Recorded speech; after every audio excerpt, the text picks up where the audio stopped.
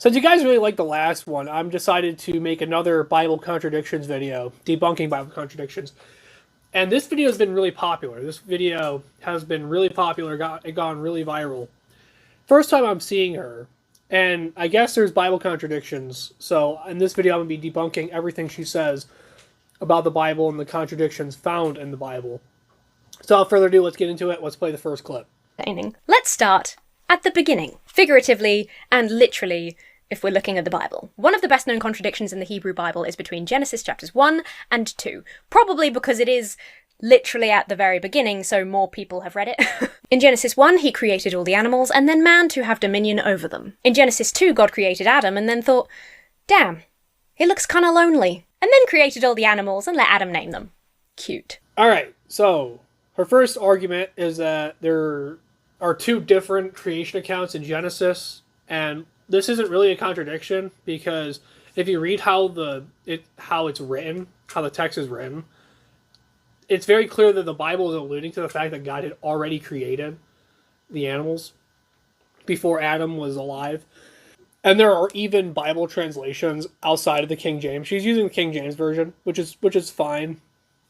But there are other Bible translations that also support this. And the original Bible texts, the ones in Hebrew and Aramaic and things like that, those Bible translations would also support that God had already created the animals in that specific chapter. So anyways, like I said, so it's not really a contradiction, it's just context. You got to understand how the Bible's written. And and the other thing is when you read the Bible, you can't just read the Bible like it's a book. You can't read it like a Mark Greaney novel. You have to read it and then relate it. That's why study Bibles are very important to have. They're expensive, but they're very important to have. And it's always good to go back to the original text too to see like how it compares. So yeah, not a contradiction at all. It's just you got to understand how to study the Bible better. And just because one translation says something doesn't mean that that's true. Because there are some translations of the Bible that say that if a person raped a girl, then the girl would have to marry the guy. And that's just completely and utterly not true at all. So yeah, it's just a misunderstanding of the Bible, clearly. Alright, moving on to the next one. Talk about David's census. The moral of the story is humility to the Lord. David sinned by counting his military instead of trusting God. So who commanded such a sinful thing as counting his military? Well, according to 2 Samuel, God did. Alright, so this one is David's census. And once again, there's no contradiction here. When David counted the people in his army, he was being prideful. He wanted to win the battle on his own instead of mindlessly trusting God like he was supposed to. And David's intent was also to increase royal power instead of trusting God. This would be the equivalent of God walking up to like an MMA fighter and saying, you're going to win this fight no matter what. You don't have to train or anything. And then if the UFC fighter trains anyways, then the UFC fighter is not trusting in God. If God says, you have no reason to train because you're going to win this fight, and the UFC fighter trains hard anyways, then he's not trusting God. He's putting faith in himself.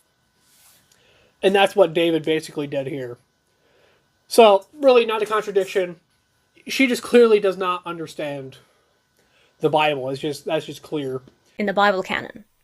And yet, in Ezekiel chapter 18 verse 20, we're told that the son should not bear the iniquities of the father. The soul who sins shall die. The son shall not suffer for the iniquity of the father, nor the father suffer for the iniquity of the son.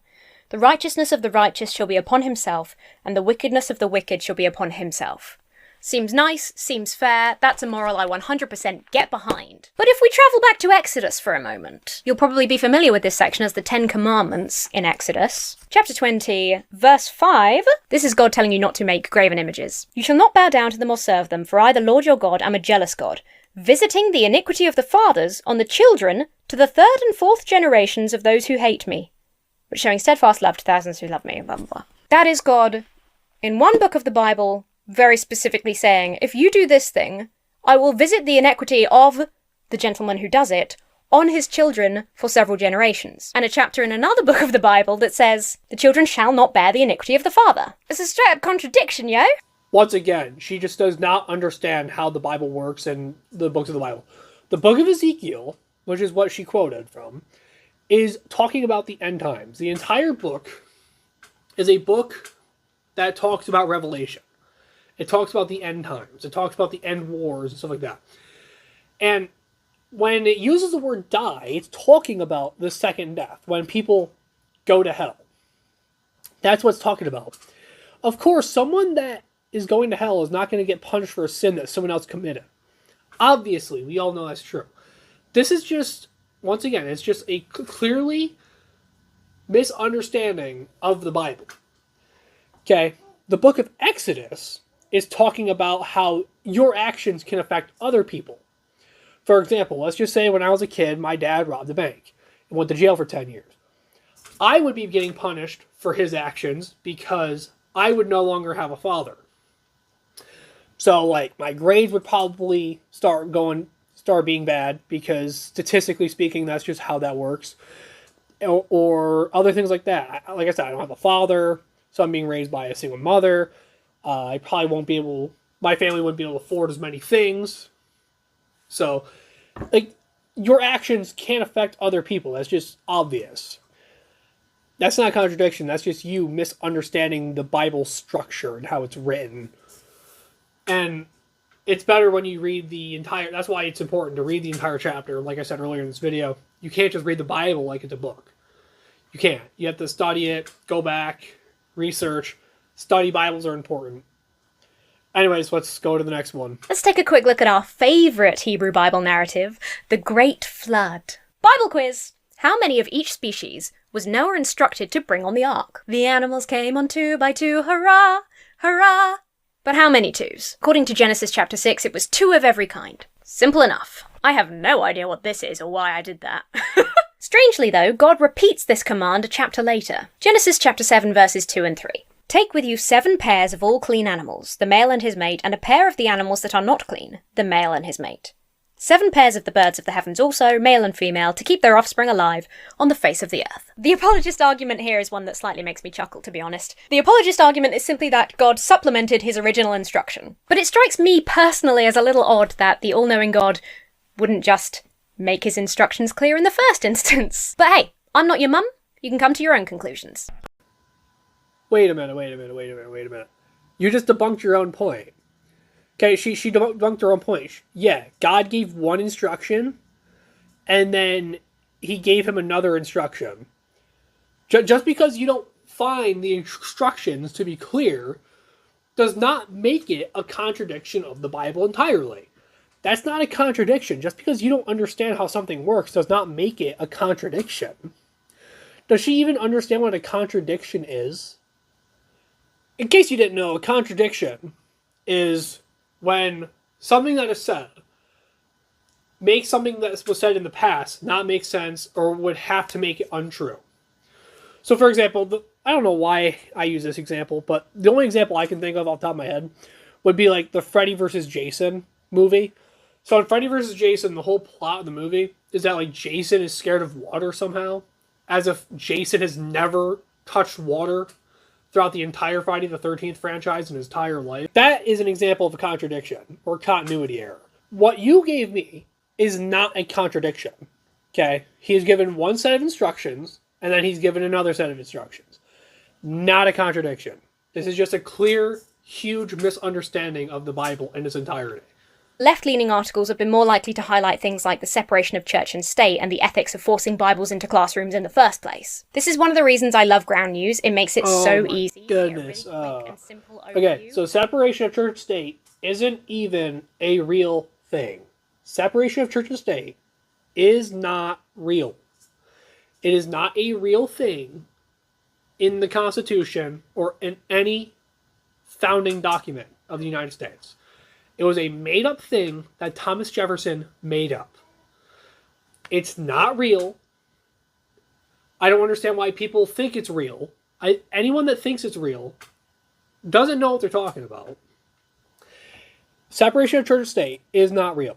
It's Bible quiz time again. When was Jesus born? Well, it depends who you ask. Matthew, chapter 2, verse 1. Now after Jesus was born in Bethlehem of Judea, in the days of Herod the king, aka Herod the Great, died in 4 BCE. Write that down. But according to Luke, chapter 2, verses 2 to 3, this is where he is talking about Caesar Augustus's census. This was the first registration when Quirinius was governor of Syria, which would have been sometime from 6 BCE. The problem here is pretty clear, even if you are as bad at maths as I am. The described periods in Luke versus Matthew are at least 10 years apart. Most apologetic scholars simply believe that Luke made an error, though there are plenty of reasons to believe that both Luke and Matthew are ahistorical tellings of the birth of Jesus. Okay, so this is the one where I will say that you get me there. I don't really have an argument from the Bible itself, or like how you could study the Bible better to get this point. My argument is outside of the Bible. My argument is that Josephus actually got the date wrong. Josephus was the man who wrote the primary material that we have on King Herod and that generation. And there's a well-written paper by John H. Rhodes, and he basically goes through how Josephus was actually the one that got it wrong and not Luke. And he makes a good argument, and I'm not going to go through the argument today because it's a 23-page paper, but you can look it up yourself. Just look up John H. Rhodes, Josephus. But that would be my argument, is that Josephus was actually the one that got the date wrong. Here's a phrase you might be familiar with.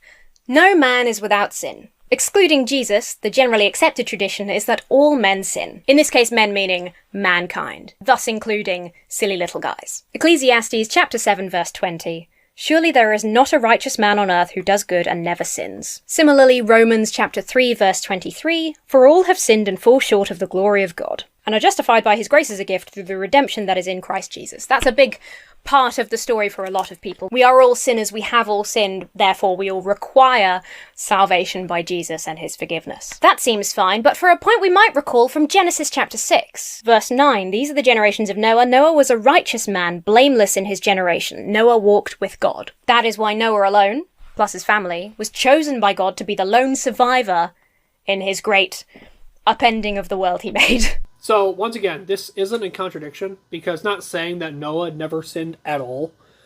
It's not saying that Noah never sinned ever in his entire life. It's quite the opposite. Noah did sin. What it's saying is that Noah dedicated his life to God. When it says he's blameless, it's not saying that he's not a sinner. It's not. It's not what it's saying at all. What it's saying is that Noah lived his life differently than other people. He lived a more God-centered life. He trusted in God. And that's why he was, better than everyone else. It's not really better, but that's just the better way. That's just an easier way to explain it. It's just, that's why he was the anointed one. That's why he was, blameless. Because he was the one that stepped up and chose to trust God. That's, like I said, it's not saying that he's sinless. That's just not true at all. It's ridiculous to think that. So yeah, that's, once again, not a contradiction at all. Now this is a great time and place to do your own side-by-side comparison if you are so inclined. Only Matthew and Luke tell the story of the Nativity, and the content in both varies wildly. I'll pause here for a moment so you can sharpen those doubtlessly blunt pencils. I will now do a very quick rundown for you. I don't know why I curtsied, it just felt right. In the Gospel of Luke, an angel appears to Mary. In the Gospel of Matthew, an angel appears to Joseph. As mentioned, Luke contains the census of Quirinius. Get a better name! As we just established, Luke contains the census of Quirinius. Then Mary and Joseph travel to Bethlehem from Nazareth. Joseph, Mary, and baby Jesus flee to Egypt to escape the persecution of Herod, who then proceeds to massacre the innocents, as it is known. The story in which he orders the execution of every male child under 2 years old in Bethlehem. Then Herod dies, and if it feels like I haven't mentioned Luke for a while, it's because none of this happens in Luke's telling of the story. The Gospel of Matthew is the only place in the Bible that mentions the massacre of the innocents, the fleeing to Egypt. I will only also briefly mention that there is no historical evidence for those things, because today we are talking about intertextual contradictions, not historical contradictions. And now we are on the last contradiction, and once again, this is not a contradiction. I don't know if she just doesn't know what contradiction means. But this isn't a contradiction. Okay, not saying something happened, or and just not bringing it up does not make it not true or make it so it didn't happen. It's not a contradiction. Okay, people call that the argument from silence.